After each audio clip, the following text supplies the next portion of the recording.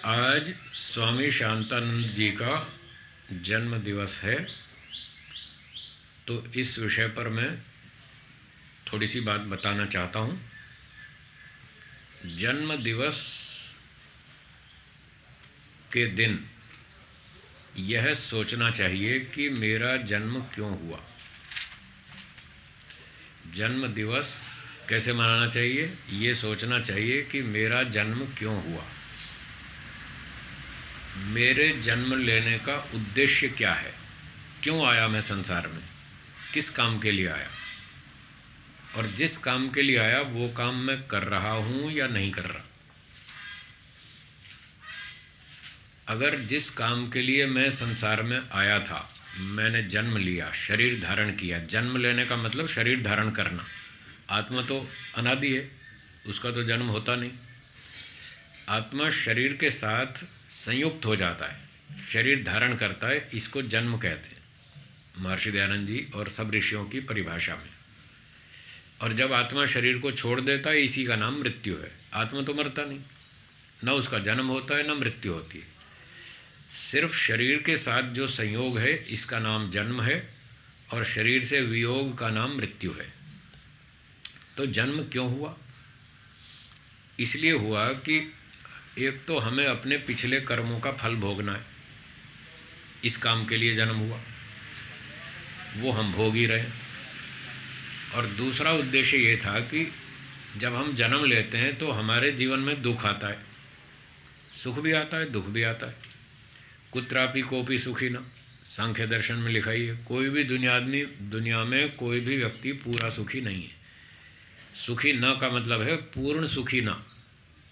थोड़ा थोड़ा सुखी तो हैं सब लोग, किसी को कम सुख है, किसी को ज़्यादा है, किसी को कम दुख है, किसी को ज़्यादा है। सुखी भी हैं, दुखी भी हैं, थोड़े थोड़े तो सभी हैं, पर पूरा सुखी कोई नहीं है। इसलिए वो कपिल मुनि जी के सूत्रकार थे, कुत्रापि कोपि सुखी न। दुनिया में कोई भी व्यक्ति पूरा सुखी नहीं है। पूरा मतलब 100%। तो हम जब अपना आत्मनिरीक्षण करते हैं, परीक्षण करते हैं, तो हम अपने आप से पूछते हैं कि क्या हम सुखी होना चाहते हैं? तो उत्तर मिलता है अंदर से, हाँ सुखी होना चाहते हैं। फिर हम पूछते हैं खुद से, कितने % सुखी होना चाहते हैं? तो उत्तर मिलता है 100%। फिर हम देखते हैं संसार में क्या कोई 100% सुखी है? एक भी नहीं है, एक भी नहीं है। इसलिए कपिल मुनि जी ने कहा कुत्रापि कोपि सुखी न। दुनिया में कोई भी 100% सुखी नहीं है। तो फिर अब क्या करें? कैसे होगी हमारी इच्छा पूरी कि हम 100% सुखी हो जाएं? तो इसका उत्तर वेदों में बताया, ऋषियों ने फिर उसको हमें समझाया कि 100% सुख चाहिए तो उसके लिए एक ही स्थान है जहाँ पर है मोक्ष, जहाँ पर आप 100% सुखी हो सकते हैं। फिर हमने सोचा भाई हम दुखी भी हैं, दुख भी आता रहता है, हम दुख से छूटना चाहते हैं। तो कितना छूटना चाहते हैं? 100%। क्या संसार में जीते जी 100% दुख से छूट सकते हैं? नहीं छूट सकते। 2-4 घंटे के लिए छूट जाएंगे बस, 6 घंटे बाद फिर दुख आएगा। आप रात को सो गए तो सारे दुख खत्म हो गए, सब टेंशन खत्म हो गई। अब नींद खुलते ही फिर विचार शुरू हो जाते हैं, फिर चिंताएं लग जाती हैं, वो काम रह गया, ये काम रह गया, वो नहीं हो रहा, ये नहीं हो रहा, वो मानता नहीं, वो गाली देता है, वो आरोप लगाता है, वो बदनाम करता है, वो झूठा आरोप लगाता है, फिर चिंता शुरू हो जाती। तो हम 6 घंटे के लिए सारे दुखों से नहीं छूटना चाहते, हम तो हमेशा के लिए छूटना चाहते, करोड़ों साल के लिए। हमेशा का मतलब करोड़ों साल, जितना मुक्ति का समय है उतने समय तक हम सारे दुखों से छूटना चाहते हैं। वो यहाँ जीते जी संभव नहीं है। ये 2 इच्छाएं हैं हमारी, 100% सुख प्राप्ति करना, 100% दुख से छूटना। ये 2 चीज़ें सिर्फ मोक्ष में हो सकती हैं, यहाँ नहीं हो सकती। तो इस काम के लिए हमारा जन्म हुआ, ये सोचना है। हम मोक्ष प्राप्त करने के लिए यहाँ संसार में आए हैं, और अब नए कर्म करेंगे, अच्छे अच्छे कर्म करेंगे, वेदों को पढ़ेंगे, अपने ज्ञान को शुद्ध करेंगे, निष्काम कर्म करेंगे, शुद्ध कर्म करेंगे, अच्छे ही करेंगे, ईश्वर उपासना करेंगे, ईश्वर भक्ति करेंगे, ईश्वराज्ञा पालन करेंगे, समाधि लगाएंगे, ईश्वर से विद्या प्राप्त करेंगे, 5 क्लेशों का नाश करेंगे, तो हमारा मोक्ष होगा। ये मोक्ष का रास्ता है। तो ये करने के लिए आए, सबको यही करना है। मुझे भी 100% सुख चाहिए, आपको भी उतना ही चाहिए। मैं भी दुख नहीं चाहता, आप भी नहीं चाहते। सब आत्मा एक जैसी, कोई अंतर नहीं। तो सबका एक ही लक्ष्य है, मोक्ष प्राप्ति। तो जन्मदिन पर यह सोचना है कि हम मोक्ष प्राप्ति के लिए आए थे, तो क्या हम मोक्ष प्राप्ति के लिए कुछ काम कर रहे हैं या नहीं कर रहे हैं, ये सोचना। कर रहे हैं तो ठीक है, और जितना कर रहे हैं उतने से काम नहीं चलेगा, अभी और काम बचा हुआ है, और आगे चलो, चलते रहो चलते रहो। तब तक चलना है जब तक मोक्ष प्राप्ति की पूरी योग्यता न बन जाए। तो वो बनेगी समाधि लगाने के बाद, 5 क्लेश दग्ध बीज करने पर, तब मोक्ष की योग्यता बनेगी। तो ये हमको सोचना है, और जो गलत चीज़ें हैं, बुराइयां हैं, अविद्या है, बुरे काम हैं, वो छोड़ने हैं। प्रकृति और भोगों की उपासना छोड़नी है, ये अशुद्ध उपासना है। अशुद्ध ज्ञान, अशुद्ध कर्म, अशुद्ध उपासना, ये 3 मोक्ष में बाधक हैं और बंधन कारक हैं, इनको छोड़ना है। शुद्ध ज्ञान, शुद्ध कर्म, शुद्ध उपासना, ये 3 चीज़ें मोक्ष प्राप्त कराने वाली हैं। इनको आसन दे दीजिए, बैठ जाइए। शुद्ध ज्ञान, शुद्ध कर्म, शुद्ध उपासना, ये 3 मोक्ष प्राप्त कराने के साधन हैं। तो हमको ये प्राप्त करने हैं। तो आज के दिन ये सोचना है कि हम इस दिशा में चल रहे हैं, नहीं चल रहे, कितना चल रहे हैं। जितना चल रहे हैं उसमें और यथाशक्ति प्रगति करें, लक्ष्य की ओर बढ़ें, दोषों को छोड़ें, गुणों को धारण करें। तो ये है जन्मदिन मनाने का तरीका। हर व्यक्ति जन्मदिन पर ये बातें सोचे, एक गुण को धारण करे और एक दोष को छोड़े। उसको कौन से गुण की आवश्यकता है वो खुद जानता है, उसमें कौन से दोष हैं वो खुद जानता है। तो वो खुद ही जानता है, इसलिए हम उसी पे छोड़ देते कि अपना स्वयं विचार करो, जो आपको लगता हो कि ये दोष मेरे लिए हानिकारक है, एक दोष एक जन्मदिन पर छोड़ते जाओ और एक गुण धारण करते जाइए। फिर अगले साल देखिए, जो पिछले साल मैंने गुण धारण किया था वो मैं पालन कर पा रहा हूँ या नहीं, कितना कर पा रहा हूँ, जो दोष छोड़ा था वो छोड़ पाया या नहीं, या कम मात्रा में छूटा। तो अगले वर्ष आप उसको फिर दोबारा संकल्प को मजबूत कर सकते हैं कि जितना छूटा, अब जो कसर बची है उसको फिर मैं दोबारा दोहराता हूँ और वही दोष इस साल फिर छोड़ूंगा, उसको बची खुची कसर को दूर करूँगा।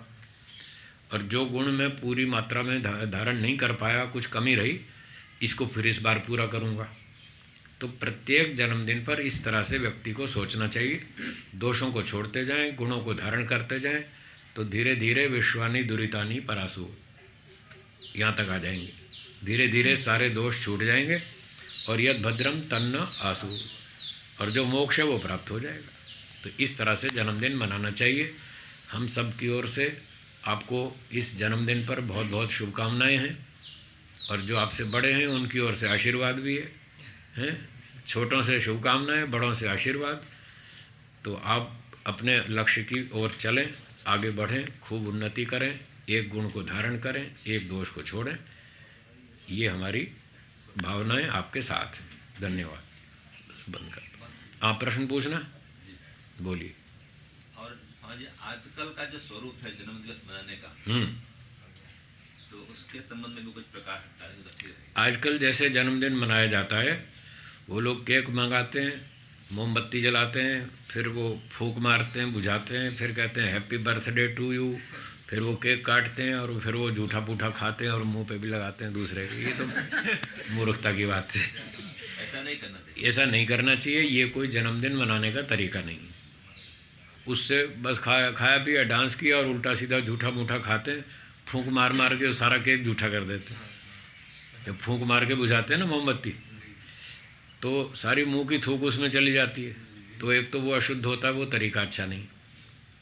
दूसरा, हमारे यहाँ जो हम भारतीय लोग हैं, वैदिक सभ्यता संस्कृति वाले, तो हम लोग तो अग्नि को बुझाते नहीं हैं, हम अग्नि को जलाते हैं।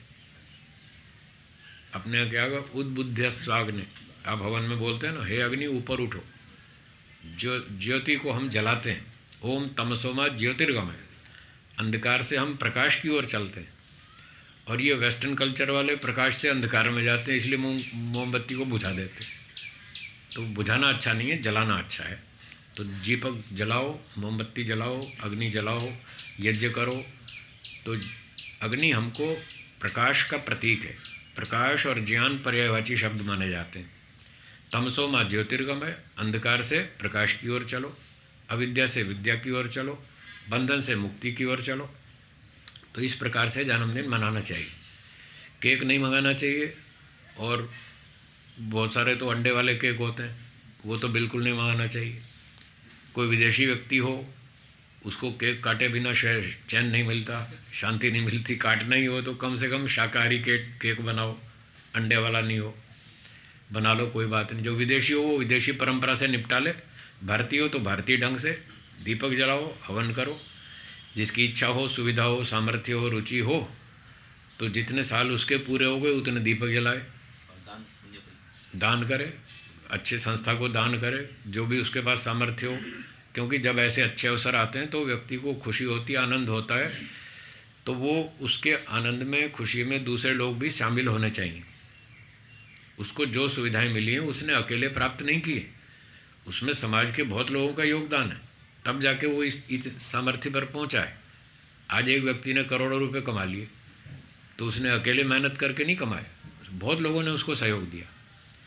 तो जब वो समाज के सहयोग से उन्नति करता है तो उसकी सफलता में, समृद्धि में, संपत्ति में दूसरे लोग भी हकदार हैं, उनका भी अधिकार बनता है। तो ऐसे अवसरों पर उस व्यक्ति को दान भी देना चाहिए।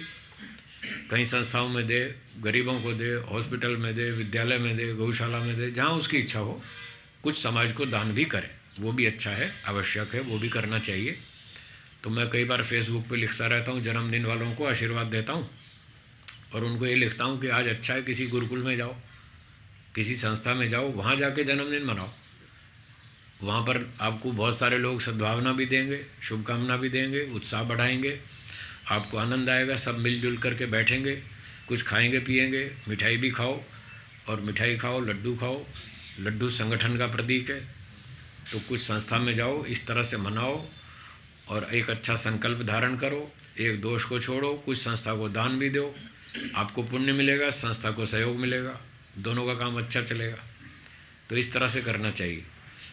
और मोमबत्ती जलाओ, दीपक जलाओ, उसको जलाओ, बुझाओ नहीं, उसको जलाए रखो, पूरा जले। उससे हमको प्रेरणा मिलती है कि हमें प्रकाश में जाना है, उन्नति करनी। इस प्रकार से जन्मदिन मनाना चाहिए, भारतीय ढंग से मनाना चाहिए, वैदिक ढंग से मनाना चाहिए। केक का विकल्प आपने लड्डू बता दिया। हाँ, लड्डू खाओ, केक की बजाय लड्डू खाओ। लड्डू में संगठन की भावना है, केक में तो विघटन की भावना है, उसमें काटना पड़ता है, कट कट कट कट, वो विभाजन करता है। और लड्डू संगठन करता है कि संगठित रहो, संगठन में शक्ति है, इसलिए लड्डू खाना चाहिए। भारतीय मिठाइयों में सबसे पहला नंबर लड्डू का है। कहीं शादी हो जाती है और किसी ने बुलाया नहीं, शादी में निमंत्रण में भूल गया, तो कहता है क्या बात है यार, लड्डू नहीं खिलाए तुमने, शादी कर ली। कोई ये नहीं कहता गुलाब जामुन नहीं खिलाया, कोई रसगुल्ला की शिकायत नहीं करता, लड्डू का नाम लेता है कि आपने लड्डू तो खिलाया नहीं, शादी कर ली। तो इस प्रकार से लड्डू का प्रचलन होना चाहिए। और केक तो घर पे भी बना सकते हैं। घर में बना सकते हैं, घर में बनाओ, शाकाहारी बनाओ अगर खाना ही हो तो। जी, धन्यवाद। ॐ अग्ने व्रतपते व्रतं चरिष्यामि तच्छकेयं तन्मे राध्यताम् इदम् अहम् अनृतात् सत्यमुपैमि स्वाहा। पूज्य स्वामी विवेकानंद जी, उनको मैं अपना गुरु स्वीकार करते हुए उनके समक्ष ये संकल्प करता हूँ, व्रत लेता हूँ कि जो मैंने संन्यास की दीक्षा ली है उसका पूरा पूरा पालन करने का यत्न करूँगा, और जो योग पथ का हमने ये चयन किया है उस योग पथ पर बढ़ने का भी पूर्णतया प्रयास करूँगा। मेरे जीवन में 3 मुख्य लक्ष्य है। एक तो ईश्वर की प्राप्ति, मोक्ष प्राप्ति, दूसरा है योग विद्या का प्रचार और वेद का प्रचार। तो इसके लिए मैं पूरा प्रयत्न करूँगा। और जो मेरे अंदर कमी है थोड़ा जल्दीबाजी में कर लेता हूँ, बोलने में भी और व्यवहार में भी। तो वो जो मेरी जल्दीबाजी है वो मुझे लगती है कि ये मेरी कमी है। तो जल्दीबाजी में कोई निर्णय करना या बोलना, ये मैं बहुत इसके लिए प्रयास करूँगा। और सद्गुण धारण करने में जो 1-1 घंटा का हमारा नियम है प्रातः स्वयं उपासना करने का, उसको अब कम से कम 1.5 घंटा और दिन भर में कम से कम 2 घंटा बढ़ाने का यत्न करूँगा। और आर्यवन के प्रति मेरी श्रद्धा है, निष्ठा है, तो इसके विकास के लिए, दर्शन योग महाविद्यालय के विकास के लिए मैं सतत आपके साथ में जुड़ा रहूँगा। और जो गुरुकुल भवानीपुर है उसका निर्देशक के रूप में अब रहूँगा और दर्शन योग महाविद्यालय के विकास के लिए मैं अधिक प्रयास करना चाहता हूँ और गुरु जी के निर्देश में मैं आगे बढ़ना चाहता हूँ। ओम शांति, ओम शांति। धन्यवाद।